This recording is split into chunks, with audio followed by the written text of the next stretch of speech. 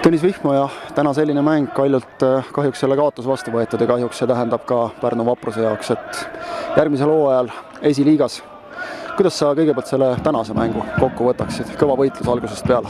No Kaljuga nähtused kohad võistlused, õhu võitlused ja pole midagi öelda, Kalju võttis õuga oma ja sai selle, mis tähtis.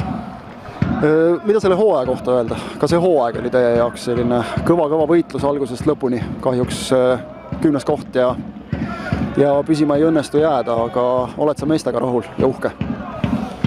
Suures pildis võib küll jah, et arenemist oli näha, tegelikult hooaja algul olime esimene pool, olime ikkagi väga mängus sees tegelikult, et seal olid mängud palju napima, siin hooaja lõpp nüüd on natuke käest ära.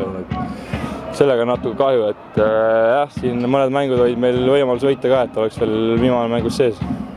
Ja oleks viimasele mängule läinud, oleksite saanud Kuressaarega madistada ilmselt kõvasti?